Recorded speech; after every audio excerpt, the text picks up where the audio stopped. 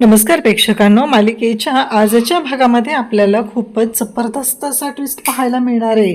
कारण आजचा एपिसोड खूप लेट आलेला आहे आणि तो मी तुमच्याबरोबर शेअर करत आहे. कारण आजच्या भागामध्ये ज्या गोष्टी घडणार आहेत त्या खूप भयानक अशा आहेत. थंबनेलवरून तर तुमच्या लक्षात आलेलं आहे की रमाकांत तिथं पोहोचलेला आहे, पण ऐनवेळी खूप मोठा राडा झालाय ज्याचा विचारही आपण केलेला नव्हता. रमाकांतला विष देण्यात आलेला आहे. म्हणजेच उदयकांतने अगदी हॉलमध्ये पोहोचण्यापूर्वी रमाकांतला पकडलेलं असतं आणि रमाकांतला पॉयझन दिलेलं आहे. आणि मरताना रमाकांत मात्र अर्णव आणि ईश्वरीला सांगत आहे की नक्की काय झालेलं आहे, गोष्टी काय घडलेल्या होत्या, कशा पद्धतीने घडलेल्या होत्या, हे सगळं सांगत आहे. इव्हन या सगळ्याच्या मागे कोण आहे, कोणामुळे हे सगळं झालेलं आहे हे सुद्धा आता अर्णव ईश्वरीला समजणार आहे. स्पर्धेचा विनर घोषित होत असतो, पण त्याच वेळी रमाकांत तिथं स्टेजवर येतो आणि जे काही भयानक असं घडतंय ज्याचा विचारही आपण केलेला नव्हता. रमाकांत तिथे बेशुद्ध पडलेला आहे. खरं तर ईश्वरी म्हणत असते की सर, तुम्ही मला शब्द दिलेला होता की ही स्पर्धा झाली की तुम्ही बाबांना ट्रीट देणार आहात, असं सांगितलेलं होतं. अर्णव सुद्धा ईश्वरीकडे पाहत असतो, कारण आता अर्णवने ठरवलेलं होतं की बाबांना ट्रीट द्यायची आहे. हे सगळं त्याच्या सुद्धा लक्षात असतं, पण हे सगळं ज्या पद्धतीने घडणार आहे त्यावरून तर आता वल्लरीची मात्र वाट लागणार आहे. वल्लरीला वाटत आहे की आपण जे काय करत आहे त्या सगळ्या गोष्टी आपल्या मनाप्रमाणे होणार आहेत, पण नाही, इथं वल्लरीची नक्कीच वाट लागणार आहे आणि वल्लरी पुरती अडकणार आहे. हे सगळं कशा पद्धतीने होणार आहे ते आपण डिटेलमध्ये पाहणार आहोत. त्यासाठी व्हिडिओ शेवटपर्यंत पहा. त्याचबरोबर चॅनलवरती नवीन असाल तर चॅनलला नक्की सबस्क्राईब करा. इकडे आकाश आता नम्रताला विचारत असतो की काय झालं नम्रता, कुठे आहेत अर्णव ईश्वरी. तेव्हा मात्र नम्रता म्हणत असते की म्हणजे, तेव्हा नम्रता म्हणते की हो यायलाच लागलेत ते. असं जेव्हा नम्रता सांगते तेव्हा मात्र आकाश म्हणतो की ठीक आहे. म्हणजे आता अनाउन्समेंट होत असतात, 4-4 वेळा नावं अनाऊन्स केली जात असतात आणि त्याच वेळेस इकडे नम्रता मात्र आता खुश झालेली असते, कारण तिने जाऊन मोठाच बॉम्ब टाकलेला असतो. तिने जाऊन अर्णव ईश्वरीला सांगितलेलं असतं की तुम्ही जे काही केलेलं आहे ते जे बघा आणि त्याचबरोबर लवकरात लवकर चल, इतक्या वेळा अनाउन्समेंट झालेली आहे असं सुद्धा सांगितलेलं असतं. आणि अर्णव ईश्वरी म्हणजे ईश्वरीला सांगितलंय, अर्णव तर तिथे नाहीये. आता अर्णव तिथं नसल्यामुळं ईश्वरी एकटी स्टेजवरती आलेली असते, कारण नम्रताने ज्या पद्धतीने जाऊन तिला सांगितलंय की चल चल लवकर चल, तुला माहित नाहीये तिथं सगळं अनाऊन्स होते, कारण तिला हरवायचंच आहे, अर्णव ईश्वरीने जिंकूच नाही अशी तिची इच्छा आहे आणि हे सगळं तिनं केलेलं असतं. तर इकडे मात्र आपल्याला पाहायला मिळतं की आता नम्रता खूप खुश झालेली असते, कारण ईश्वरी एकटी स्टेजवर आलेली आहे आणि ईश्वरी एकटी स्टेजवर आल्यामुळं तिला खूप छान वाटत आहे, कारण ईश्वरी आता याच्यामध्ये हरणार आहे अशी तिची इच्छा असते आणि त्याच गोष्टी तिथं घडत असतात, त्यामुळे तिला मात्र खूप आनंद झालेला असतो. इकडे मात्र पाहायला मिळतं ते म्हणजे आता सगळेजण पाहूच लागतात की ईश्वरी एकटी कशी आले स्टेजवरती, आणि सगळेजण ट्रॉलीमध्ये त्यांचं प्लेटिंग वगैरे केलेलं घेऊन येत होते, पण इथे ईश्वरीनं तर ज्या गोष्टी आणलेल्या असतात त्या एका दुरडीमध्ये आणलेल्या असतात. ते पाहून सगळ्यांनाच धक्का बसलेला असतो. आणि त्याहीपेक्षा मोठी गोष्ट म्हणजे अर्णव राजे शिर्के कुठे आहेत. अर्णव राजे शिर्के याच्यामध्ये नाही येतच. अर्णव राजे शिर्के जर यात नसतील तर ते कुठं आहेत आणि मिस ईश्वरी एकट्या कशा काय आलेल्या आहेत असं सगळं वाटत असतं.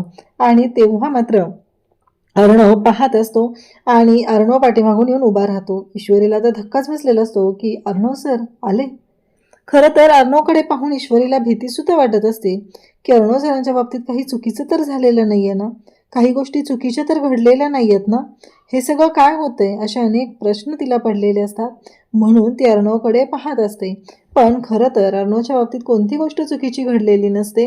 अर्णव कुठल्या संकटातून आलाय याची जाणीव तिथे कोणालाच नसते. फक्त अर्णवच्या अंगावरती असलेले मळलेले कपडे सगळ्यांना दिसत असतात. अर्णव काय झालंय, अर्णव कुठल्या परिस्थितीत होता, कशात अडकलेला होता याचा विचारही कोणी करू शकत नाही.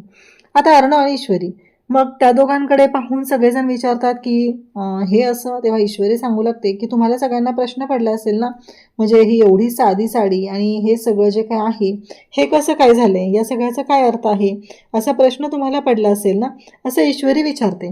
तेव्हा सगळेजण पाहत असतात. ईश्वरी म्हणते की कसं आहे, आम्ही महाराष्ट्रातल्या शेतकऱ्यांचं प्रतिनिधित्व करत आहे, आम्ही इथं शेतकऱ्यांचं प्रतिनिधित्व करत या कपड्यांमध्ये इथं आलेलो आहे. सगळेजण पाहत असतात.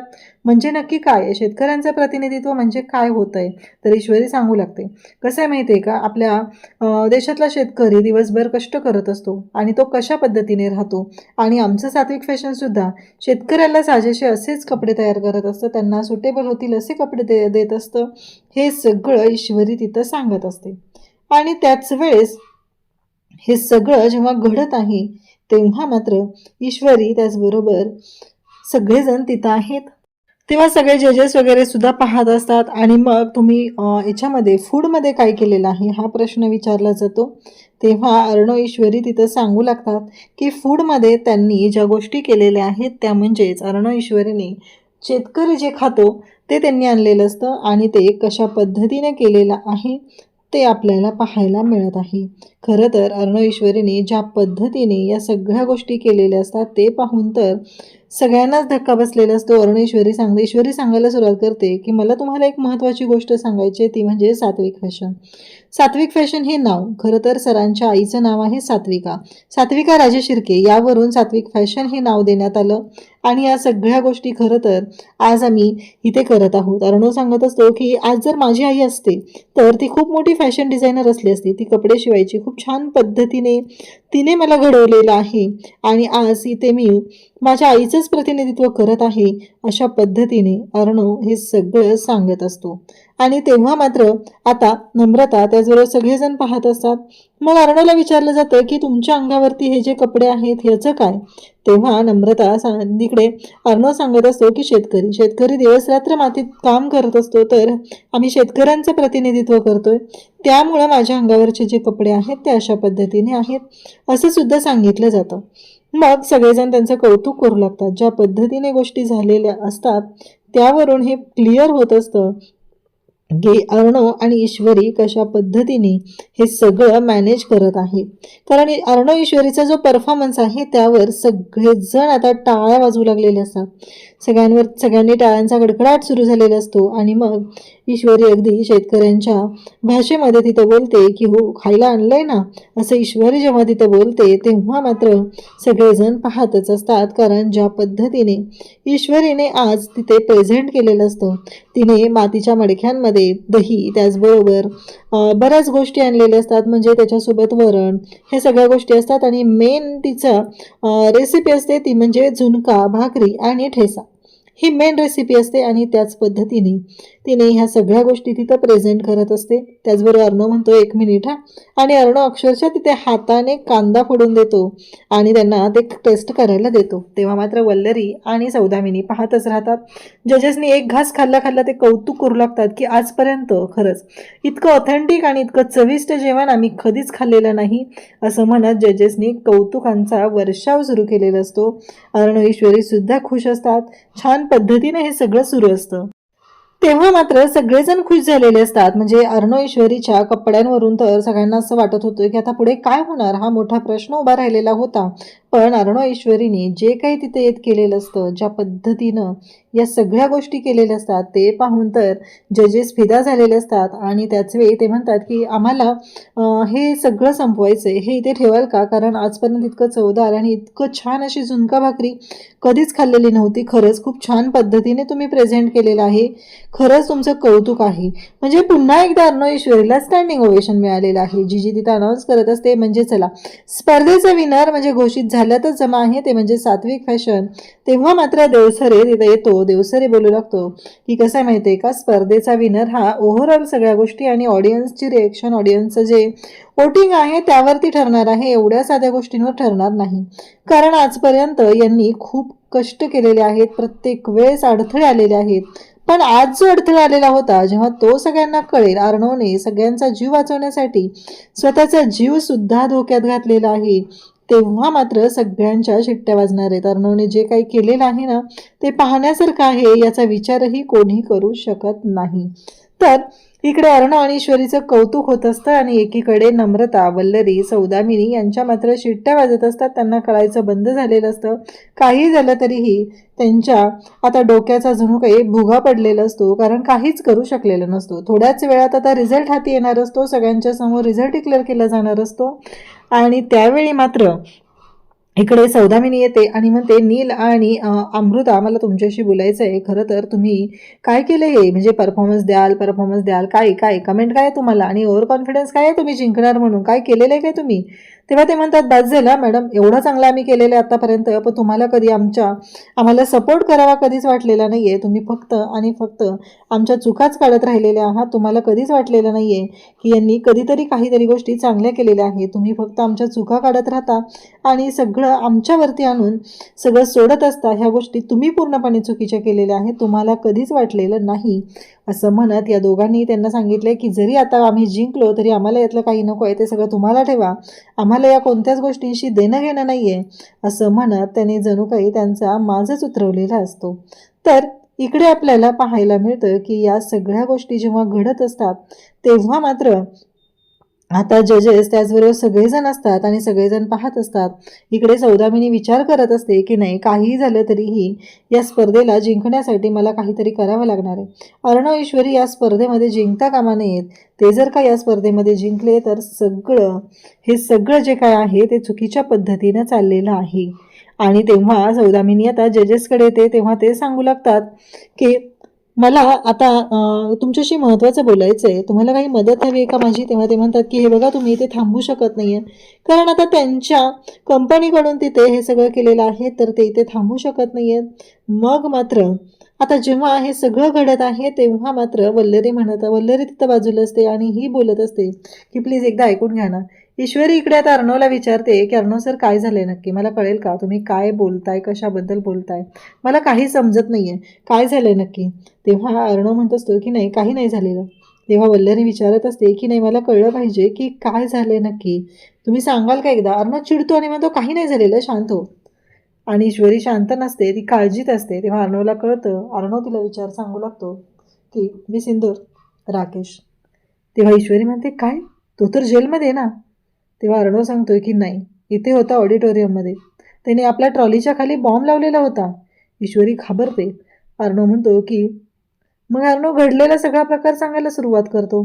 तो बॉम्ब घेऊन तो निघालेला होता आणि जेव्हा तो बॉम्ब घेऊन तो गेला आणि तिथे गेल्यानंतर मागून राकेश आला, कारण अर्णवने ठरवलं होतं की तो बॉम्ब घेऊन थोडंसं अशा ठिकाणी जायचं की तिथं माणसं वगैरे नाही आहेत, तिथं तो बॉम्ब टाकायचा. तो टाईम बॉम्ब होता आणि तो तिथे ब्लास्ट होईल असं अर्णवच्या डोक्यात होतं. पण तिथे राकेश आला पाठीमागून आणि राकेशने येऊन अर्णवला गाडीतून उतरूच दिलं नाहीये. ईश्वरीला तो सांगू लागतो, मला नाही माहिती काय झालं, तो बॉम्ब ब्लास्ट झाला, तिथे राकेशने माझा हात पकडून ठेवला होता. सुरुवातीला त्याने माझा गळा दाबण्याचा प्रयत्न केला आणि मला तो गाडीतून उतरू देत नव्हता, आणि त्याने ज्या पद्धतीने वागत होता त्यानंतर मीही त्याला सोडलं नाही आहे. पण त्या राकेशचं काय झालं मला माहिती नाही आहे. खूप दूर होता, तिथं सगळं पेटलेलं होतं आणि त्यानंतर मात्र मी इथे पोचलो. ईश्वरी म्हणते, काय बोलताय तुम्ही, हे एवढं सगळं कशासाठी केलं, काय आहे हे सगळं कशासाठी, आणि कोणी करायला सांगितलं तुम्हाला, एवढं सगळं करायची गरज काय होती. असं ईश्वरी जेव्हा सांगत असते तेव्हा मात्र अर्णव म्हणत असतो की मी सिंधू, तुला माहिती आहे ना किती लोक होते तिथं, तो टाईम बॉम्ब होता, कोणत्याही क्षणी तो टाईम बॉम्ब फुटला असता, सगळ्यांचा जीव, आपलं कुटुंब होतं तिथं, सगळ्यांचा जीव धोक्यात होता. आणि त्याच वेळी इकडे ईश्वरी म्हणत असते की हे सगळं जे काय आहे ना ते मला माहिती आहे, पण अर्णव सर, तुमचा जीव तेवढाच महत्त्वाचा आहे ना. आणि त्याच वेळी हे सगळं जेव्हा घडत आहे तेव्हा मात्र आपल्याला खरं तर कळतच नाही आहे की हे सगळं काय होतं आहे, कशा पद्धतीने गोष्टी घडत आहेत. ह्या सगळ्या गोष्टी सुरू झालेल्या होत्या आणि त्याच वेळी अर्णव ईश्वरीला शांत करतो. मी सिंदूर, मी आहे तुझ्यासमोर, मान्य आहे मला, मी आलो त्यानंतर मला एक व्यक्ती भेटली, त्या व्यक्तीने इथे वेळेवर पोहोचवलं आणि मी डायरेक्ट ऑडिटोरियममध्ये आलेलो आहे. हे ऐकल्यानंतर ईश्वरी अर्णवकडे पाहत असते. अर्णवला मिठी मारते. तोपर्यंत आता रिझल्टसाठी सगळ्यांना अनाऊन्स केलं जातं. सगळेजण जेव्हा घडत आहे तेव्हा मात्र सगळेजण तिथं पोहोचलेले आहेत. जीजी म्हणते की आता थोड्याच वेळामध्ये आपल्या समोर या सगळ्या गोष्टी येणार आहेत आणि आपल्या समोर या सगळ्या गोष्टी आल्या की कळणार आहे की नक्की काय झालेलं होतं, रिझल्ट काय आहे. आता जजेस स्टेजवरती आहे. ते म्हणतात की आत्तापर्यंत आपण एक जोडी पाहिलेली आहे की त्यांना प्रत्येक वेळेस संकटाचा सामनाच करावा लागलेला आहे. प्रत्येक वेळेस त्यांनी कुठली संकटं फेस केलेली आहेत, कोणत्या गोष्टी फेस केलेल्या आहेत हे आपल्याला माहितीच आहे. असं जेव्हा सांगितलं जात असतं तेव्हा मात्र सगळेजण तिथं असतात आणि थोड्याच वेळात रिझल्ट तुमच्या समोर येणार आहे असं सुद्धा सांगितलं जातं.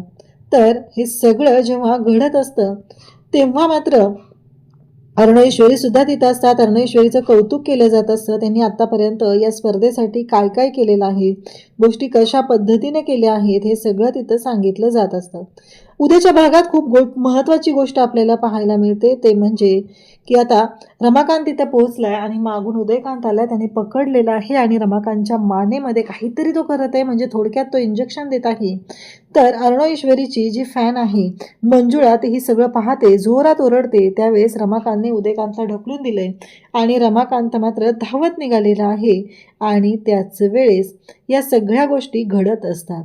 आणि मग मात्र रमाकांत आता निघालेला असतो आणि नेमकं घडतं असं की रमाकांत आता स्टेजमध्ये येतो. स्टेजवर त्या ऑडिटोरियममध्ये येतो जिथे रिझल्ट डिक्लेअर होत असतो. त्या ऑडिटोरियममध्ये आल्यानंतर रमाकांत आता तिथे पाहतो. अर्णवेश्वरी स्टेजवरून पाहतात.